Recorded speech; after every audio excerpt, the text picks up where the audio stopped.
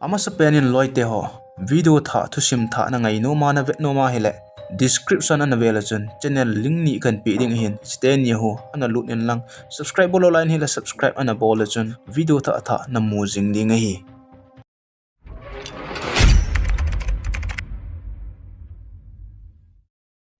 Kerala gamsung poniaw khana kona nupa khat semle Sophia hi Kerala apanin Australia mun ana zone hanin nahi amani jong ahung cheng honen jingka khat 14 October sangni la somlanga zana chun zan mangdia jong dei imlo ta thil khat hi an su ta ne hi chi jingka 14 October sangni la somlanga ni ho jingka pungku vela hen Sophia jong alup na kon chun ahung thodo tan a hi le akoma ajipa sem lum chu a khup langten ana lumen akama kon chun thisan ahung po da en iti chun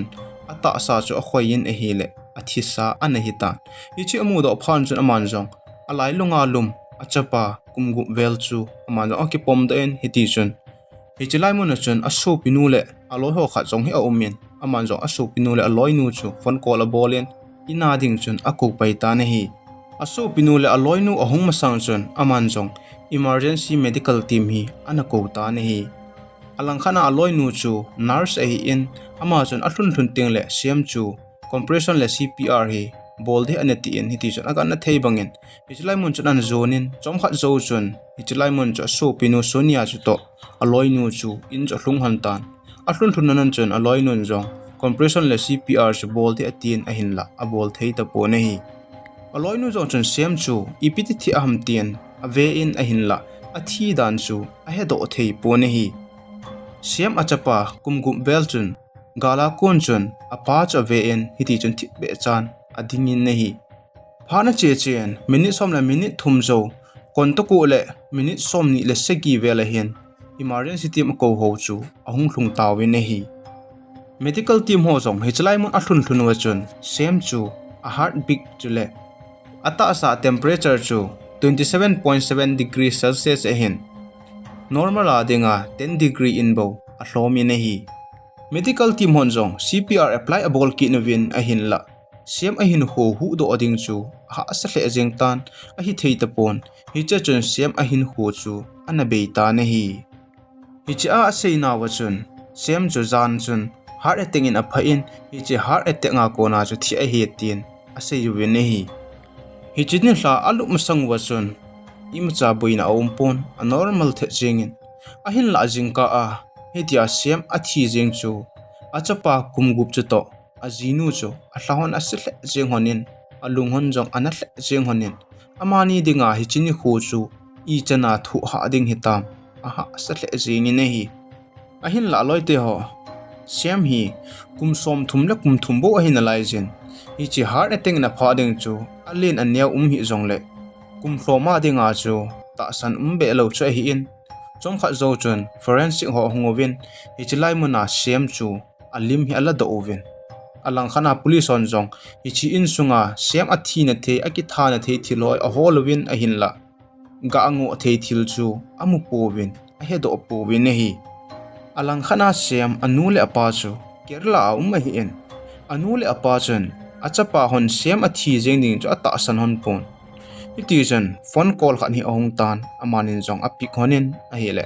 achapa hon jinu Sophia chu na hi tan Sophia chun anule apa ko ma chun sem athi dan zo se chu a sei pi in ha ka min a kapta na hi le anule apa chun hi te achapa hon amo thi jeng ding chu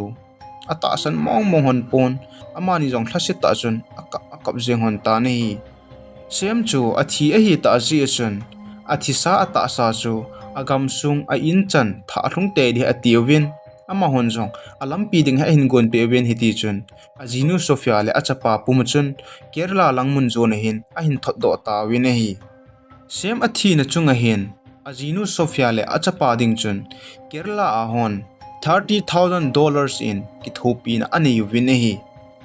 sem athi zo ni zo 16 October sangni il somlanga ni khu chun sem chu Kerala monin athilong ata sa chu a umtan icha chun ajinu Sophia le achapa jong chu a umin ne hi sem a in ko te a in sumi te chun sem chu a ka pi ovin alung nat pi ovin a hi chu sem chu mun kam thata hi zong le Kerala muna hi khat si tabanga hi itia huljina hungjiu che hi in hi che thi masang hapta khat masanga zong chu ichlai muna hi hung hona icha kona kile zo hana zo hitia zo boina hin to a hung thi jeng che hi in apa chun hitia a thi jeng ding ailawale avela akimu to pikit loading chu anata asan mo hle jengin ama jong chuna puna hle jengin ajinu Sofia zong chu hichlai muna chuna omin Ajipa athi chu puna hle jengin ana phone lewa hin aka pi in hi semen anule apa da hla mun kam thlata a aka umwanga hin kumsi phat si tabanga hin anule apa vil hin Kerala mun hi ahung jingin akimo to si lewchun akipa jingovin alungu song athlai hle jengjivin atha anomovin ahin la hichini kho a hitia akimu to hi apa hin ata san mong pon alung ana hle jengin hi loite ho semen anule apa akimu to pi azona pen pa ana sei chu anule apa ko masun ikimo to kitin lew kofina nei mu deu he tin ana sei jin hi chule kathi phateng le kapu kivuina koma nei vui deu he tin zong ana sei jin hi loite ho semen hi chi asei hi athi ding hi akimu masat ham ailawa hele ipg hi tantem lungdon umta khat chu hi in kidang zong kasal jing ne hi sem chu ipg athi hamti chu ana veo hite sem athi zo chan mi hon Sofia chu aging mo thimovin ahinla amit tawa amu he no hi lo ji chun imachan sei powin Sofia jang chu ajipa ngaina chan aha ka hle jingin hiti chun phana che in 24 October sani le somlanga ni khu chun sem athi na jong hi ni somlang hi ahitan ni somlang a hi phana hen Sofia jong Kerala a so nom talo chun Australia mun lang chu zut loi ding aneti ta ne hi aji chu hichlang mona achapa school kaisa to aman man na ato hi ji chun ana to na mona a join kit nom ji chun ama jong chun anula pa koma hichlai mun da tha Australia mun chu zut loi ding tin ana sei ji ne hi achen na ate pile ate pu chu nom le nom hi le ama chun ada tha te te ding in ahung tan hiti chun achapa ke puin Australia mun lang chu an zon ta ne hi hitia ate pile ate pu en aza num lawa achi jeng wang chun ate pile ate pu chun Sofia chu atum se di hon pon achapa zala chun amanin jo alung se honin hiti chun phat si tabang chun phone call en akheu pi jingon ni hi hiti chun phana che en sem athi na jong thloku lang hi ahung hetan July sangni le som lugup ni kho chun ate pile ate pu chun Sofia en phone call ahin bolding chu anga hon ta ne hi hichini kho chun suni hlum helin anga honin ahin la nithla chan ge hin Sofia calls ahung mong tapon ita phone call ahin bolo phana chun amani jong chun lungdang agel di hon pon abuya hinte ana to na abuya hinte ahin call man lo hinte tin agel honin tuna ahin call man lo wa hele jingtel ahin call te nan te tin agel honin jingni kho ahin call ding chu anga kin honin jingni kho jong chun Sofia chun ate pila te pu chu phone call ahin bol mong tapon hi ama ho zong sem athi zawa kona thloku sung chu ni si a chu ana kheu jiu chu hin ahin la thloku athlin zawa kona a kheu lo naw hi haptani lang hi ana hitan haptani lang ki holowa ta jiu chun ate pile ate pu chu Sofia chu alungim pi honin hiti chun Sofia so pinu Sonia chu phone call bol honin a unu thu chu adong han tan a hi le Sonia en a unu thu a hin sei chun ate pile ate pu chun ata san thion pon alung hon jong adong hle jeng honin hi Sonia ena sei chu a unu chu tu la hi ho the a hi tapoye ni somla ni lang hi zelin a ta ye tin a hin sei ne hi chi a hin sei chu sem anule apa chu alung hon adongin Sonia koma chun ipga zel na ham tin adong hon ta na hi le Sonia in a hin sei na chun ajipa sem athi chu ama tha je na police ho en aman o he tin a hin sei ta na hi sem athi hi hare tenga thi he tia aseu che hin hi tia cha thi a hele Sofia in ipiti a tha theyam police ho chun hi chi thu na dinga hi hlako lang an su lu no hi in Sofia chun ajipa cha thatta ta e tia amat no ham ai lowa hele ginmo a amat no bo ham ana veo hite police on Sofia amat naw aji chu Siam a thi zawa chun heart attack nga thi in ana gelovin a hin la doctor ho chun hi chi athi san chu ana lawin check ke ana bolovin a hi le hi chi athi san na hin sainek kiti khat ni to ana ki mix in a hi hi chi a ki mix chu heart attack nga thi hi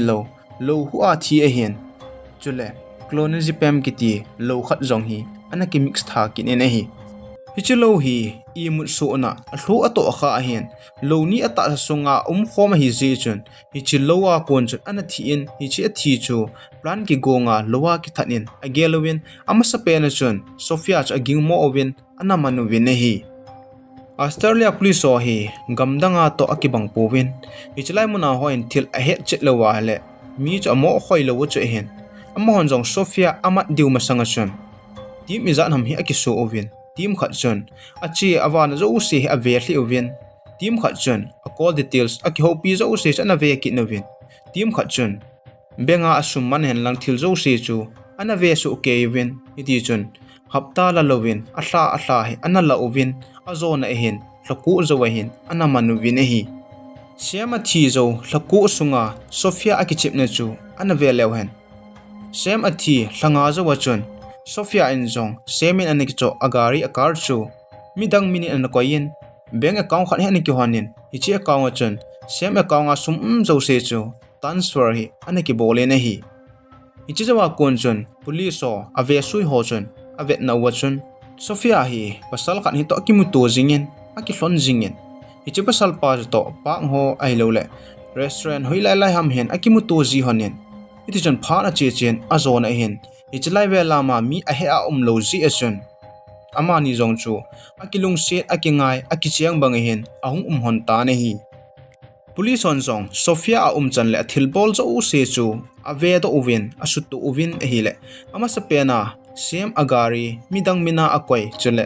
sem a bank account a sum zo se ama account a ki transfer chule akiwo pijing pa ichipa hi amin hi Arun Kamala Sanan ai in hi ichi Arun kitipa hi Sophia le hichi teni ki ka hi ipiti hung ki theyaham ana veo hite achesa sem le Sophia akichen hon masang Kerala Kolam district sunga Karawarur khokha na hin sem hi ana pingi ne hi sem hi anewa pat lugut mi cha ne hi in aho in sunga wala saji queer hola hun ana zawzi in hichilai ta chun Sophia he to ana ki honin ania hona pa amani hi hung ki wop to pe cha hi honin heti chun akingai lu hle jing honin hi amani zong ania hona pa chun thakhanin ahung ki wop honin school zong thakhanin akai honin chule college zong thakhanin ahung kai honin heti chun pha na hung che chen heti aki wop thei honna loi pha gul pha hi hon na chu lungsit lang sangin ahung chu hon tan sangni le thum kuma chun Semin zong Sophia chu akichen piding a hi ahle MBA azo ten la kichen piding hi anati en iti chun ama zong Tamil Nadu gamsunga dindigul munakhun lekha simding hin anachi ta na hi alangkhana Sophia chu Mahatma Gandhi University munachun akayin ichlai muna akaina chun aloi khat Arun kitipa hi to ahung ki he hon ta na hi amani zong mun khana kai a hi hon ji chun nisi achun ahung ki bo man tan ama sa a sem to akiwop han bang chon ahung kiwop hanin iti chon phan a che chen ama ni zong ahung kilung se do hon tan alang khana Tamil Nadu a umpa chon Sophia in do madang e ni san ponte e ko ponte tia agel cho hin la Sophia in Arun le sem chu ahin kop ta na hi iti chon phan a che en sangni lenga kuma chon Arun chon na to na hi ahin nei tan alang khana semin zong ale kha sim na cho hin zo tan Sophia chon Arun to amani eki he thu chu sem chu asai pi pon hiti chon phana che na hele sangni le git kumachun sem le Sophia in zong ki chen di a hin ton ta amani ki ngai hi a in ko tewin zong a het pi ovin a hin la sem anu le pa chun amani ki chen di chu ana dei pon a ki chen sa anom pon a hi le Sophia in hi cha na sei na chun nei ki chen sa lo wa hele ka ki tha jing ding he tin ana sei ji na hi Hitia ana sei ji achun sem apa zong chun nakilung set po hana le atiin ana no pi in hicha ana no pi chu kumgit zawa hin hitabanga seinu chun Ajipa chu ana thatlo in zelinin a lo ine hi achesa sangni le git kumachun sem le Sophia zong ana ki cheng honin akichian zo hon akum ki na chun amanin jong cha khat ni ai nei hon tan cha khat anei zo hon chun minu mi pa he ahong hi hon tan iti chun ki pa tainin ho hi an mangowen ichlai ta chun bengaluru muna khon Sophia hin na to na khat anein icha chun na atongin siam hin uman muna lulu exchange in na atongin icha ato akon chun agama kona gamdang achilo ji hi ahung tapon ama ho ading hin boina hi ahung panta na hi hiti chun phana chi chi en kum thumzo sangni le som la khat kuma hin Sophia asopinu Sonia le aloi khat hi Australia mun hin ana chi hon tan a hon tan asopinu le aloi khat a ji chun Sophia jong chun hichilang muna chu aji acha ki puya chi ding hi anati in hi ahin la sem hi ana nompon sem hi umana a hi wang hin uman to India che hi aha sapon India kona Australia che ding chu aha sa in idi chun an sei boyin ahin la ajinu Sophia chun mundang danga sanga Australia an ki hen lang hele su pinu le loinu jong matia anup sa adi ki yel ji chun amazon ana sei te te yin hiti chun akum kit sangni le somlani kuma chun achapa chu kum thum bik bo hi ahin alaijin achapa aki puyin Australia mun chu ana zon chop jing ta na hi hiti achi chop jing phana chun sem ding in jong aha se in sem jong chu akum kit sangni le somle thum kuma chun Australia mun chu ana zon ta na hi sangni le somle thum kuma kon chun ama hon jong Australia mun chun hin khutha hi ahin mangkit tawin hiti chun kipa ata hin ahung chang khom tawin e hile tua sangni le thum kuma ana khet pi arun chuto I ati ai le hung ki hekit theo ham ana ve ki noite trail agas sangni le somnugu ni kho asun police hon jong Sophia le arun akichep na zo se abol zo se chu a het su gam phan wa chun ama ho jong a in achi ovin hiti chun trail agas ni kho asun ana man tawin hi a ina chi wa chun ama hon jong Sophia le arun chun diary khat yel an nei honin hi jong cha hin mudo ki no win hi hichi a diary hona chu EP asun han ham EP a koi hon ham hi chong chu tuni ni kwai ka hin vet sa di hin hichi ma sang chon amani ahung khet ki hon dan chu ana ve ki no hite achi sa sangni le ku kuma chun amani jong chon Facebook he na mang chohanin hichi Facebook a kon chun ahung ki ho honin hichi lai ta ama chu Sophia in Bengaluru munana ato a Ajipa sem chu mun chombe onam langa na ato ji chun thakana a hi hon lo ji chun amani dinga ki control dong cha ha sa thimin hichilai ta chun Sophia in arun chu anaki mu pi jingin akilung si hona chu jinei zo a hi wanga chun ana chi pi jingin hi hitia amani akimu to hon wanga chun abang bang ten la sim hi ama na muna kona hichilai mun zu chu ana bai ji chun ana chi jin a hi le Sophia jong alung a hlai ta pon alakhana arun jong chu Australia mun hi ana zon tan a hi le Sophia jong chun Australia mun chu zut ding hi ana tikit ta ne hi aji chu Australia muna cho uma hi le siam chu hungbe ase thei ta loading a hi in ichi chun aman jong Ajipa sem kom chun a sein a hi le siam chun ana za da in aza da wang chun ama jong a expa arun to ki mu to di an ti ji chun Australia mun chu Ajipa za nom lo thu lovin ana zon ta ne hi Ajipa sem chun ajinu Sophia in hitabang lunggel an nei chu ama in ana ta san pon hiti chun Sophia le acha jong chu sangni le somlani ikuma chun Australia mun hi a hon tan hichilai mun a akum kit sangni le somle thum kuma chun sem jong chu Australia mun hi ahung hlung ta ne hi Sophia le Arun police hon a diary hon amu do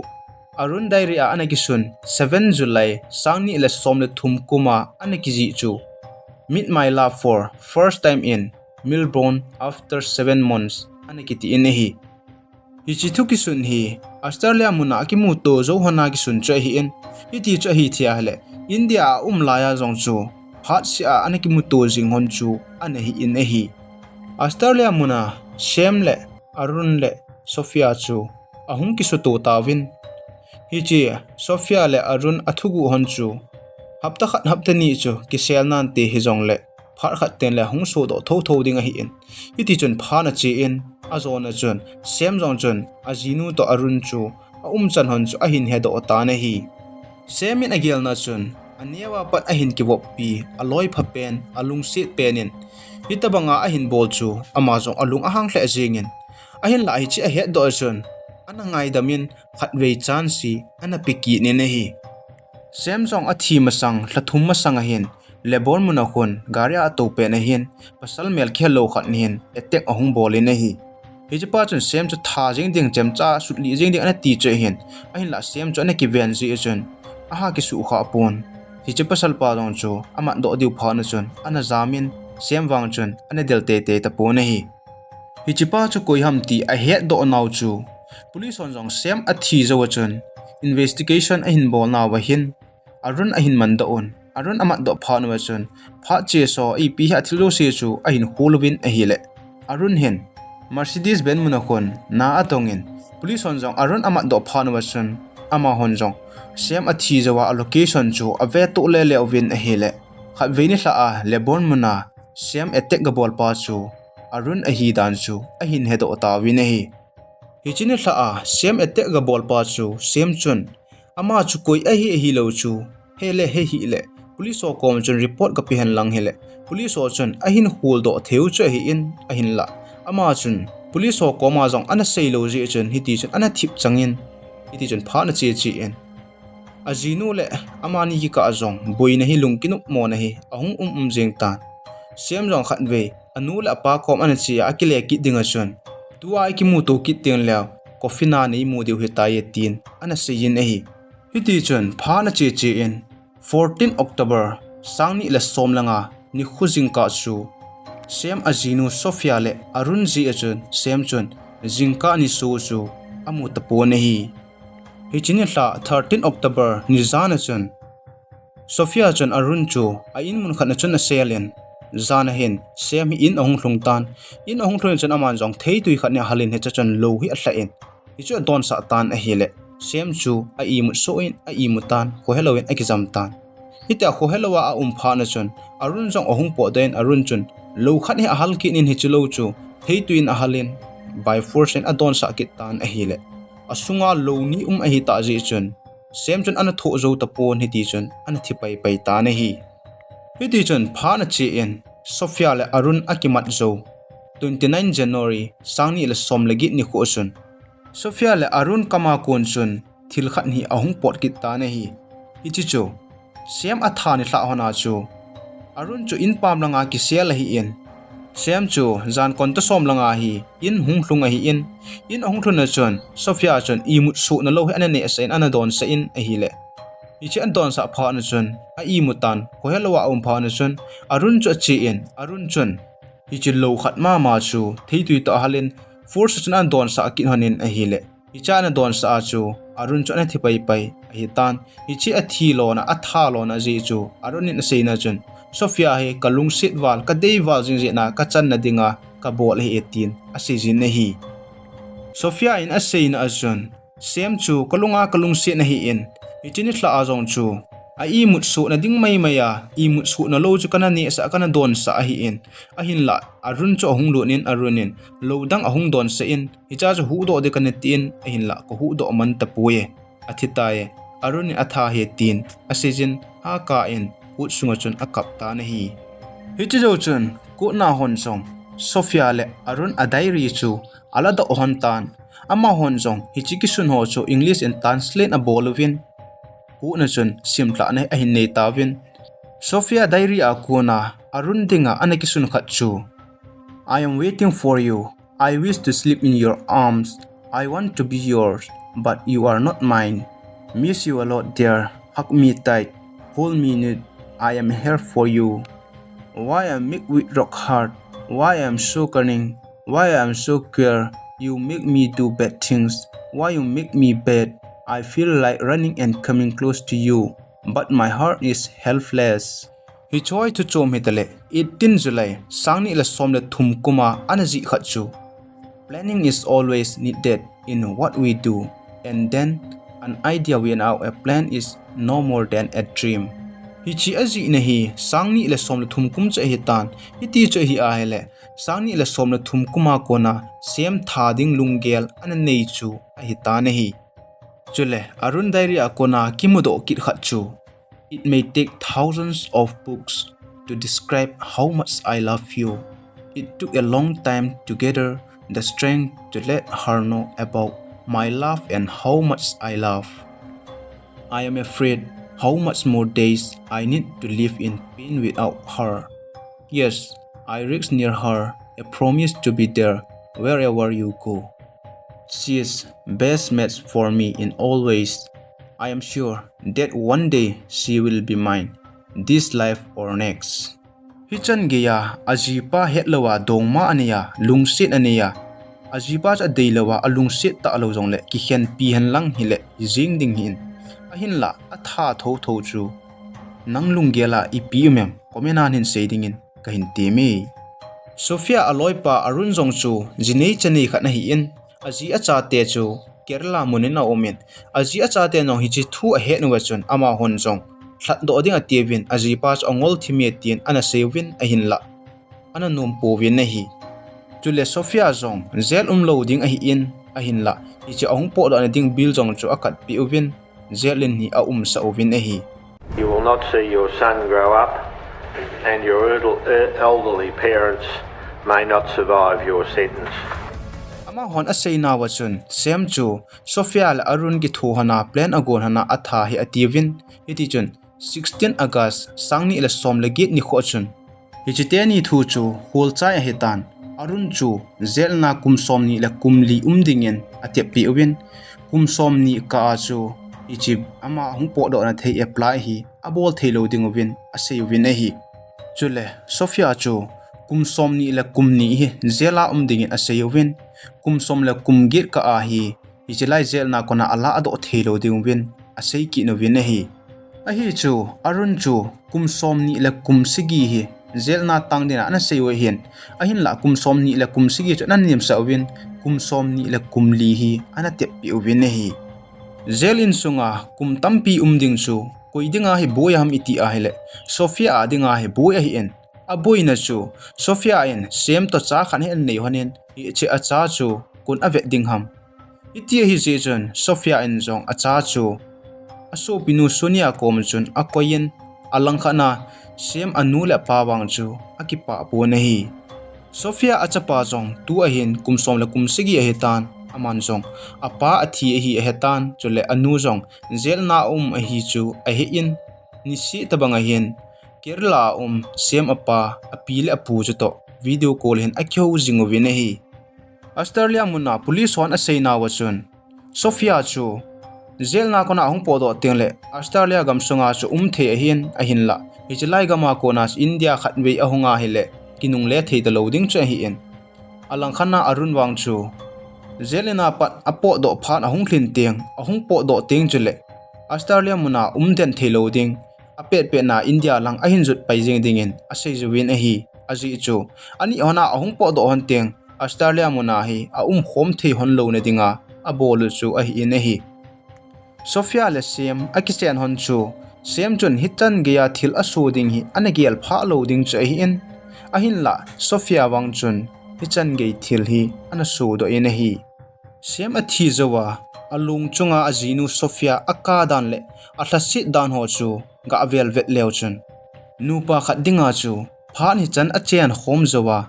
alang ahung beiding chu ichana na ding ham ichana thu ha ding ham hichu hinan tin ahin la Sophia en Ajipa atha zawa hitia lungna ta abanga kisa a hitia jeng hi lungdon ta mi khat chu a hi in numei chawai numei phalo a hi dan chu mu do thein aumen hiche na hi koi numei han lang koi pasal hele ichi thei kalwalwa phading chu a pona hi chule alangkhana arun jong chu vekit leuchun ama jong jinei chane a hitan jinei chane a hi zawa hitia a chu mi padi ta hinam alole pasal pha chu hinam mi phalo mi chawai a hi dan chu mu do thein a jing in a hi police ho in Sophia ado na wachun hitia tho tho chu ipidinga nanak hen pilo ham tin ana dongwin a hi le Sophia in a seina chun hichichu ki ho cultural la a poyetin ana sejin a hi hichinu pa khat aki hen ding chu danin phal hi zong le atha sanga chu aki hen zo ding chu I chana phading hitam loi te ho tuni ni khwa Sophia en Ajipa ana tha dan I sei naw hi chan hin agi chai tan video azona chan a hin ve zo sin a bon chaw chung ki pa thu khain sin video tha ahung ki taka sin ananga ajingoi te I am the hunter.